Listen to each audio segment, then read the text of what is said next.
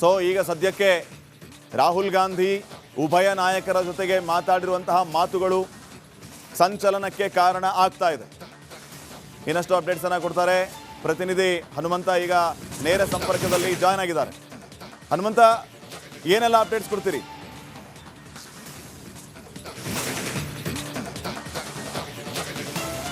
ಶ್ರೀಪಾದ್, ಇಲ್ಲಿ ಅಪ್ಡೇಟ್ಸ್ ಭಾಳ ಪ್ರಮುಖವಾಗಿರುವಂಥದ್ದು ಯಾಕೆ ಅಂತಂದು ಹೇಳಿದ್ರೆ, ಕಳೆದ 2.5 ವರ್ಷಗಳಿಂದನೂ ಕೂಡ ಕಾಂಗ್ರೆಸ್ನಲ್ಲಿ ಅಧಿಕಾರ ಹಂಚಿಕೆ ವಿಚಾರ ಸಾಕಷ್ಟು ಚರ್ಚೆ ಇತ್ತು.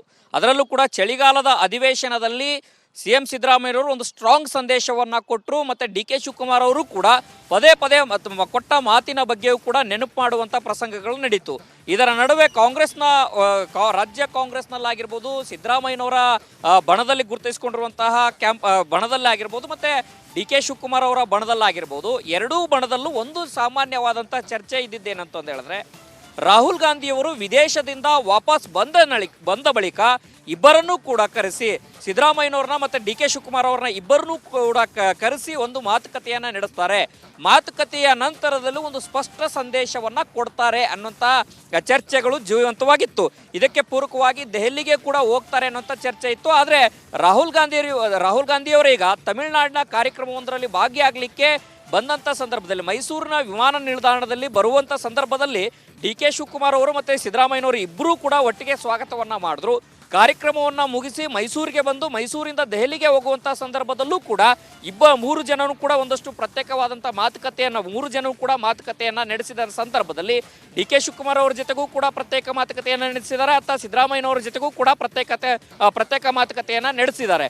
ಒಂದೊಮ್ಮೆ ಇಲ್ಲಿ DK ಶಿವಕುಮಾರ್ ಅವರು ನಿಂತ ಸ್ಥಳದಿಂದ ಒಂದು 3-4 ಹೆಜ್ಜೆ ಮುಂದೆ ಹೋಗಿ ಪ್ರತ್ಯೇಕವಾಗಿ ಮಾತುಕತೆಯನ್ನು ನಡೆಸಿರುವಂಥದ್ದು ಒಂದಷ್ಟು ಚರ್ಚೆಗೆ ಗ್ರಾಸವಾಗಿದೆ. ಇತ್ತ DK ಶಿವಕುಮಾರ್ ಅವರು ಕೂಡ ತಮ್ಮ ಪಟ್ಟನ್ನು ಸಡಿಲಿಸಿಲ್ಲ ಅನ್ನುವಂಥದ್ದು ಬಹಳ ಸ್ಪಷ್ಟ. ಯಾಕೆ ಅಂತಂದು ಹೇಳಿದ್ರೆ, AICC ಅಧ್ಯಕ್ಷ ಮಲ್ಲಿಕಾರ್ಜುನ್ ಖರ್ಗೆ ಅವರ ಮೂಲಕ ಆಗಿರ್ಬೋದು, ಸೋನಿಯಾ ಗಾಂಧಿ ಅವರ ಆಪ್ತರ ಜೊತೆಗೆ ಆಗಿರ್ಬೋದು, ಮತ್ತು ರಾಹುಲ್ ಗಾಂಧಿ ಅವರ ಆಪ್ತರ ಜೊತೆಗೂ ಕೂಡ ರಾಹುಲ್ ಗಾಂಧಿ ಅವರನ್ನ ಭೇಟಿಗೆ, ಸೋನಿಯಾ ಗಾಂಧಿ ಅವರ ಭೇಟಿಗೆ ನಿರಂತರವಾಗಿ ಪ್ರಯತ್ನವನ್ನು ನಡೆಸಿದ್ರು. ಈಗ ಆ ಅವಕಾಶ, ರಾಹುಲ್ ಗಾಂಧಿ ಅವರನ್ನ ಭೇಟಿ ಮಾಡಲಿಕ್ಕೆ ಅವಕಾಶ ಸಿಕ್ಕಂಥ ಸಂದರ್ಭದಲ್ಲಿ DK ಶಿವಕುಮಾರ್ ಅವರ ಅವಕಾಶ ಏನಾದರೂ ಬಳಸ್ಕೊಂಡ್ರ, ಅಥವಾ ರಾಹುಲ್ ಗಾಂಧಿ ಅವರಿಗೆ ಯಾವ ರೀತಿ ಮನವಿ ಮಾಡಿದ್ರು, ಮತ್ತು ರಾಹುಲ್ ಗಾಂಧಿ ಅವರು ಯಾರಿಗೆ ಸಿಹಿ ಸುದ್ದಿ ಕೊಟ್ಟರು, ಯಾರಿಗೆ ಕಹಿ ಸುದ್ದಿ ಕೊಟ್ಟರು, ಮತ್ತೊಂದು ಕಡೆಗೆ ಸಿದ್ದರಾಮಯ್ಯನವ್ರಿಗೆ ಕೊಟ್ಟಂಥ ಸಂದೇಶ ಏನು, DK ಶಿವಕುಮಾರ್ ಅವ್ರಿಗೆ ಕೊಟ್ಟಂಥ ಸಂದೇಶ ಏನು, ಎಲ್ಲವೂ ಕೂಡ ಕುತೂಹಲಕಾರಿಯಾಗಿ ಉಳಿದುಕೊಂಡಿದ್ದಾವೆ. ಯಾಕೆ ಅಂತಂದು ಹೇಳಿದ್ರೆ, ಕಳೆದ ಅನೇಕ ದಿನಗಳಿಂದನೂ ಕೂಡ DK ಶಿವಕುಮಾರ್ ಅವರು CM ಆಗ್ತಾರೆ ಅನ್ನೋಂಥ ವಾದವನ್ನು ಅವರ ಬಣದಲ್ಲಿ ಗುರುತಿಸಿಕೊಂಡಿರುವಂಥ ಶಾಸಕರು ಹೇಳ್ತಾರೆ. ಮತ್ತು ಮೊನ್ನೆ ಬಸವರಾಜ ಶಿವಗಂಗಾ ಮಾತನಾಡುವಂಥ ಸಂದರ್ಭದಲ್ಲೂ ಕೂಡ 16ನೇ ತಾರೀಕಿನ ಬಳಿಕ ನಾನು ಮಾತನಾಡ್ತೇನೆ ಅನ್ನುವಂಥ ಮಾತುಗಳನ್ನು ಕೂಡ ಹೇಳಿದ್ರು. ಇತ್ತ ಸಿದ್ದರಾಮಯ್ಯನವರ ಬಣದಲ್ಲಿ ಗುರುತಿಸಿಕೊಂಡಿರುವಂಥವ್ರು ಇಲ್ಲ ಕ್ಯಾಬಿನೆಟ್ ರಿಷಫಲ್ ಆಗುತ್ತೆ, ನಾಯಕತ್ವ ಬದಲಾವಣೆ ಆಗೋದಿಲ್ಲ ಅನ್ನುವಂಥ ಒಂದಷ್ಟು ಚರ್ಚೆಗಳು ಜೀವಂತವಾಗಿತ್ತು. ಈ ಎಲ್ಲ ಚರ್ಚೆಗಳ ನಡುವೆ ಇವತ್ತು ರಾಹುಲ್ ಗಾಂಧಿಯವರು ಭೇಟಿಯಾಗಿ ಮಾತುಕತೆಯನ್ನು ನಡೆಸಿರುವಂಥದ್ದು ಎರಡೂ ಬಣಗಳಿಗೂ ಒಂದಷ್ಟು ಆಶ್ಚರ್ಯ ಮೂಡಿಸಿರುವಂಥದ್ದು. ಮತ್ತು ಅವರವರ ಬಣಗಳಿಗೆ DK ಶಿವಕುಮಾರ್ ಅವರು ಯಾವ ಸಂದೇಶ ರವಾನೆ ಮಾಡ್ತಾರೆ. ರಾಹುಲ್ ಗಾಂಧಿ ಅವರು ಭೇಟಿ ಆಯಿತು, ಈಗ ಬೆಂಗಳೂರಿಗೂ ಕೂಡ ವಾಪಸ್ ಬರ್ತಾರೆ. ಬೆಂಗಳೂರಿಗೆ ವಾಪಸ್ ಬಂದ ನಂತರದಲ್ಲಿ DK ಶಿವಕುಮಾರ್ ಅವರು ಅವರ ಬಣದಲ್ಲಿ ಗುರುತಿಸಿಕೊಂಡಿರುವಂಥ ನಾಯಕರಿಗೆ ಯಾವ ಸಂದೇಶ ಕೊಡ್ತಾರೆ. ಸಿದ್ದರಾಮಯ್ಯನವರು ಈಗಾಗಲೇ ರಾಹುಲ್ ಗಾಂಧಿಯವರು ತಮಿಳುನಾಡಿಗೆ ಕಾರ್ಯಕ್ರಮಕ್ಕೆ ಹೋಗುವಂಥ ಸಂದರ್ಭದಲ್ಲಿ ಭೇಟಿಯಾಗಿ ಬಂದಂಥ ಸಂದರ್ಭದಲ್ಲಿ ಮಾಧ್ಯಮಗಳ ಜೊತೆಗೆ ಮಾತನಾಡುವಂಥ ಸಂದರ್ಭದಲ್ಲಿ ಏನು ಹೇಳಿದ್ರು ಅಂದರೆ, ಬಜೆಟ್ನ ಮಂಡನೆ ಮಾಡ್ತೇನೆ, ಮಾರ್ಚ್ ಮೊದಲ ವಾರದಲ್ಲಿ ಅಥವಾ 2ನೇ ವಾರದಲ್ಲಿ ಬಜೆಟ್ ಮಂಡನೆ ಮಾಡ್ತೀನಿ, ಅದಕ್ಕೆ ಪೂರಕವಾದಂಥ ತಯಾರಿಗಳು ಕೂಡ ಆಗ್ತಾ ಇದ್ದಾವೆ ಅನ್ನೋಂಥ ಸಂದೇಶವನ್ನು ಅವ್ನು ಕೊಟ್ಟಿದ್ರು. ಅಂದರೆ ನಾಯಕತ್ವ ಬದಲಾವಣೆ ಇಲ್ಲ ಅನ್ನುವಂಥ ಸಂದೇಶವನ್ನು ಕೊಟ್ಟ ನಂತರದಲ್ಲಿ ರಾಹುಲ್ ಗಾಂಧಿ ಅವರು ದೆಹಲಿಗೆ ವಾಪಸ್ ಹೋಗುವಂಥ ಸಂದರ್ಭದಲ್ಲಿ ಆಗಿರುವಂಥ ಪ್ರತ್ಯೇಕ ಮಾತುಕತೆ ಒಂದಷ್ಟು ಕುತೂಹಲ ಮೂಡಿಸಿರುವಂಥದ್ದು. ಆದರೆ ಒಟ್ಟಾರೆಯಾಗಿ ಇವರಿಬ್ಬರ ಪ್ರತ್ಯೇಕ ಮಾತುಕತೆ, ಸಿದ್ದರಾಮಯ್ಯನವರ ಪ್ರತ್ಯೇಕ ಮಾತುಕತೆ, DK ಶಿವಕುಮಾರ್ ಅವರ ಪ್ರತ್ಯೇಕ ಮಾತುಕತೆ, ಅದಾದ ನಂತರದಲ್ಲಿ ಮೂರು ಜನ ನಡೆಸಿದಂತಹ ಸೊ ಈಗ ಸದ್ಯಕ್ಕೆ ರಾಹುಲ್ ಗಾಂಧಿ ಉಭಯ ನಾಯಕರ ಜೊತೆಗೆ ಮಾತಾಡಿರುವಂತಹ ಮಾತುಗಳು ಸಂಚಲನಕ್ಕೆ ಕಾರಣ ಆಗ್ತಾ ಇದೆ. ಇನ್ನಷ್ಟು ಅಪ್ಡೇಟ್ಸ್ ಅನ್ನ ಕೊಡ್ತಾರೆ ಪ್ರತಿನಿಧಿ ಹನುಮಂತ. ಈಗ ನೇರ ಸಂಪರ್ಕದಲ್ಲಿ ಜಾಯ್ನ್ ಆಗಿದ್ದಾರೆ. ಹನುಮಂತ, ಏನೆಲ್ಲ ಅಪ್ಡೇಟ್ಸ್ ಕೊಡ್ತೀರಿ?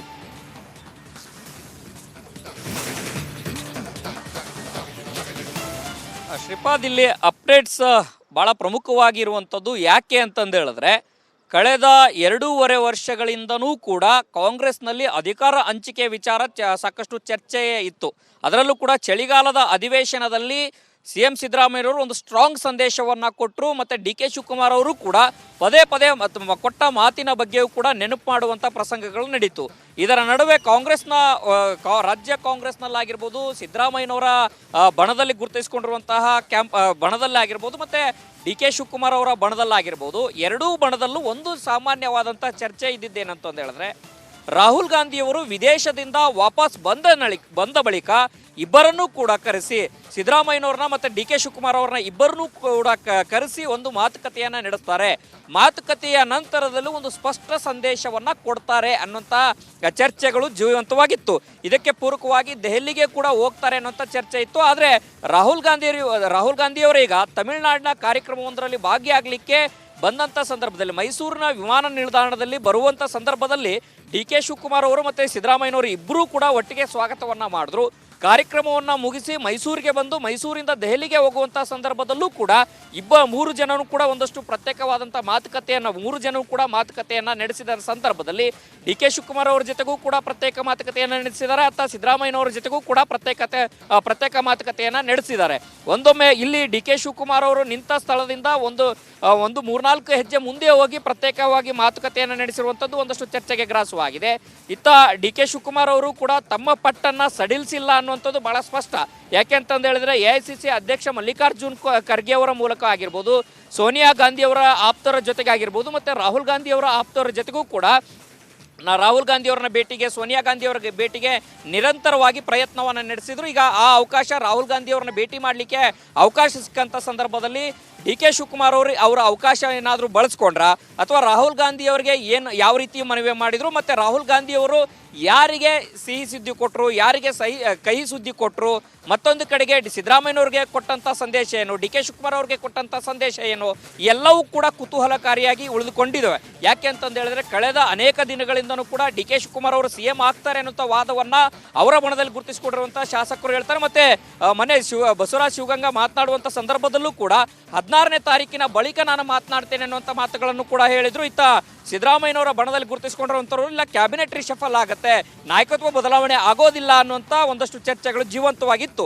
ಈ ಎಲ್ಲ ಚರ್ಚೆಗಳ ನಡುವೆ ಇವತ್ತು ರಾಹುಲ್ ಗಾಂಧಿಯವರು ಭೇಟಿಯಾಗಿ ಮಾತುಕತೆಯನ್ನು ನಡೆಸಿರುವಂಥದ್ದು ಎರಡೂ ಬಣಗಳಿಗೂ ಒಂದಷ್ಟು ಆಶ್ಚರ್ಯ ಮೂಡಿಸಿರುವಂಥದ್ದು. ಮತ್ತು ಅವರವರ ಬಣಗಳಿಗೆ DK ಶಿವಕುಮಾರ್ ಅವರು ಯಾವ ಸಂದೇಶ ರವಾನೆ ಮಾಡ್ತಾರೆ.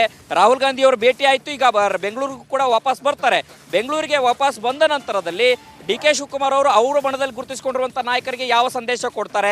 ಸಿದ್ದರಾಮಯ್ಯನವರು ಈಗಾಗಲೇ ರಾಹುಲ್ ಗಾಂಧಿ ಅವರು ತಮಿಳುನಾಡಿಗೆ ಕಾರ್ಯಕ್ರಮಕ್ಕೆ ಹೋಗುವಂಥ ಸಂದರ್ಭದಲ್ಲಿ ಭೇಟಿಯಾಗಿ ಬಂದಂಥ ಸಂದರ್ಭದಲ್ಲಿ ಮಾಧ್ಯಮಗಳ ಜೊತೆಗೆ ಮಾತನಾಡುವಂಥ ಸಂದರ್ಭದಲ್ಲಿ ಏನು ಹೇಳಿದ್ರು ಅಂದರೆ, ಬಜೆಟ್ನ ಮಂಡನೆ ಮಾಡ್ತೇನೆ, ಮಾರ್ಚ್ ಮೊದಲ ವಾರದಲ್ಲಿ ಅಥವಾ 2ನೇ ವಾರದಲ್ಲಿ ಬಜೆಟ್ ಮಂಡನೆ ಮಾಡ್ತೀನಿ, ಅದಕ್ಕೆ ಪೂರಕವಾದಂಥ ತಯಾರಿಗಳು ಕೂಡ ಆಗ್ತಾ ಇದ್ದಾವೆ ಅನ್ನೋಂಥ ಸಂದೇಶವನ್ನು ಅವ್ನು ಕೊಟ್ಟಿದ್ರು. ಅಂದರೆ ನಾಯಕತ್ವ ಬದಲಾವಣೆ ಇಲ್ಲ ಅನ್ನುವಂಥ ಸಂದೇಶವನ್ನು ಕೊಟ್ಟ ನಂತರದಲ್ಲಿ ರಾಹುಲ್ ಗಾಂಧಿ ಅವರು ದೆಹಲಿಗೆ ವಾಪಸ್ ಹೋಗುವಂಥ ಸಂದರ್ಭದಲ್ಲಿ ಆಗಿರುವಂಥ